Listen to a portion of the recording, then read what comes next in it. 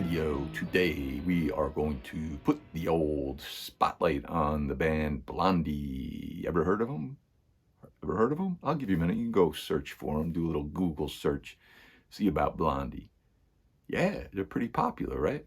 So everybody knows Blondie. They've been around since the 70s, kind of a mix-up of different genres. I mean, I think a lot of people think of them as kind of a new wave band, but they certainly had elements of punk and surf music and pop and,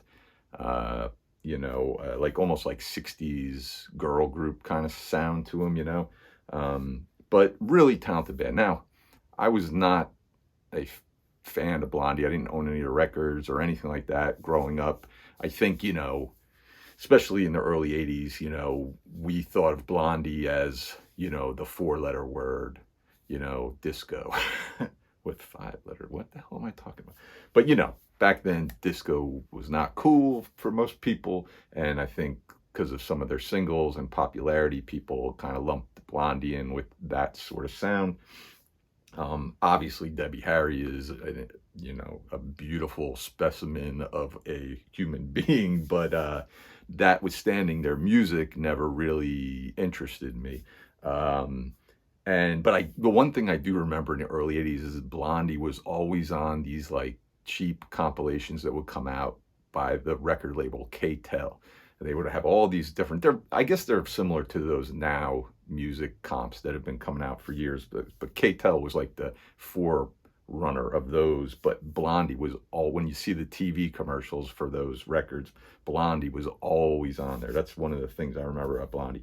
So years and years go by. Maybe in the 90s sometime, I picked up a copy of their best of collection, the best of Blondie, and I thought it was pretty good. I liked it, and I kind of felt like that was all I ever needed.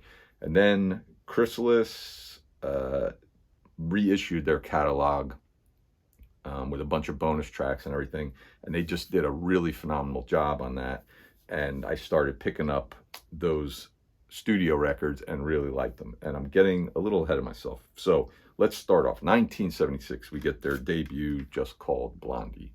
And this has the sound of this, it hasn't quite refined, or they haven't quite figured it all out just yet, but it's a really good record. And like I said, they did a great job on these reissues with some really great liner notes inside and bonus tracks on all of them. Yeah, just a really good job.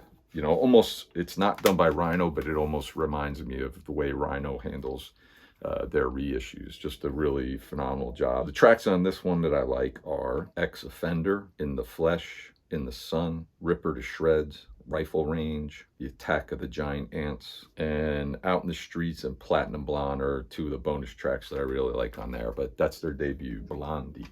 78, they release, early part of 78, we get Plastic Letters, another really good album by the band, and another good job on the booklet with some nice history behind the album.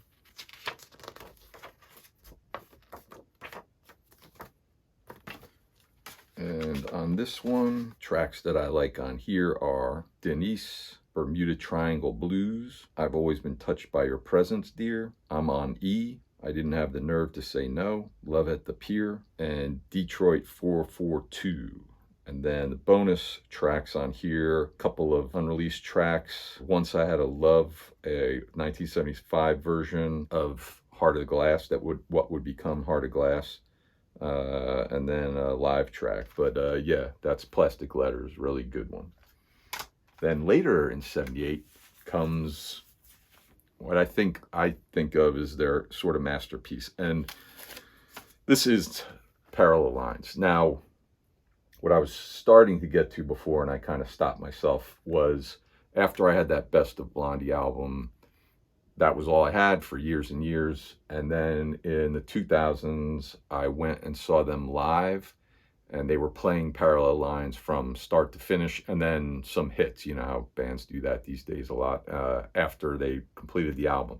So I went and they played Parallel Lines and the whole album, and I just really was kind of blown away. Like, I went to the show, wasn't expecting much, thought it'd be cool, you know, to see them, what have you, but I walked out of there like, wow, they're really good, a lot better than I thought. And I went out and picked up this album, the CD, and then when I got this and I listened to it and how much I really enjoyed it, then I started picking up all their other albums, these reissues. So let me show you while I'm blabbing away what's inside. How about that? But yeah, this is, you know, this is a great album. Like, the whole thing, front to back, is just really, really incredible. There's your liner notes with all the history of this one. And on here, you've got Hanging on the Telephone, One Way or Another, Picture This, 11:59, Sunday Girl, and Heart of Glass. The bonus tracks on here, another version of Heart of Glass, earlier one, and some live tracks. They do a cover of Bang a Gong. Great, great album. If you want to dive into Blondie, I would say start here. It's a good one. Then 1979, we get another really good record. We get Eat to the Beat. And this one was kind of famous for, when it came out, they recorded videos for every song on the album, which no one had ever done. I mean, I don't think that many people did it beyond that, but they were the first ones to do anything like that, to release videos for every single song. And it's, you can find it, I don't know if it's on YouTube or Vimeo or something like that, but you can find the videos all together or whatever. But yeah, another really good, solid album here. You've got Dreaming, The Hardest Part, Union City Blue, Accidents Never Happen, Die Young, Stay Pretty, Atomic, and Living in the Real World. And then the bonus tracks on here is a bunch of live stuff. They do a cover of Ring of Fire and Heroes. But yeah, great album, Eat to the Beat. Then we get 1980, Auto American. And oh, there's my ticket stub for that show, June 17th, 2008. Why don't I have that in the Parallel Line CD? I don't know.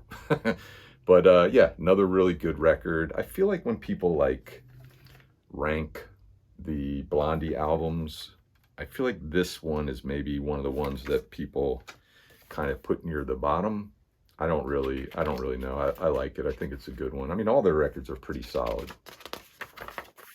There you got, again, some great liner notes.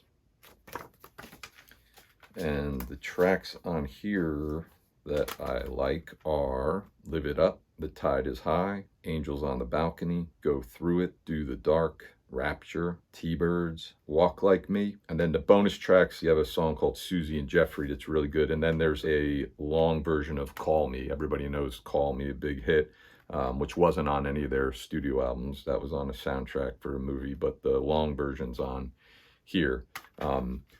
The only one of their initial CDs that I don't have, they put out one record after that called The Hunter, which I think a lot, well, actually, I take that back about Auto American. I think a lot of people usually put The Hunter at the bottom.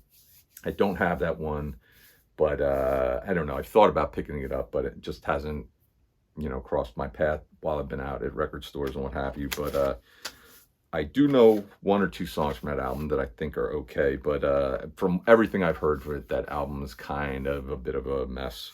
But like I said, I had the Best of Blondie CD. That was the original thing that I had by the band. And then I guess in 2002, maybe this came out, I upgraded it. I got rid of that and upgraded it with their greatest hits, mainly because the sort of reunion album in the late 90s, they got back together and put out a new record, the first one since like 82, called No Exit, and the single from that called Maria, which is great, phenomenal track, was on that album, and it was on this greatest hits. So that's the main reason why I upgraded my Best of Blondie to this greatest hits, to get the Maria track. That's actually, I think, the cover to No Exit right there. But you know, this is a really good, solid greatest hits package if that's all you're really interested in for Blondie, just their kind of hits. You can't really go wrong. What's thing all folds out. A bunch of pictures. Obviously, when you have someone like Debbie Harry in your band, your booklets are going to be full of pictures of her. And like I said, this one pretty much has everything that you'd want on it. All the hits are on here. Like I mentioned with the Hunter, a couple of tracks from that I knew of. One of them is on here called The Island of Lost Souls, which is kind of like a Caribbean, I guess maybe it got a reggae kind of sound to it. You know, and Blondie was no stranger to reggae beats and stuff in some of their previous songs. But I kind of like that song. You know, out of all the stuff I hear about the Hunter, that song I actually like. I think they released it as a single, but I don't think it did all that well. But that's it for Blondie. Let me know what you think of the band. And thanks for tuning in. I'll see you the next time later on.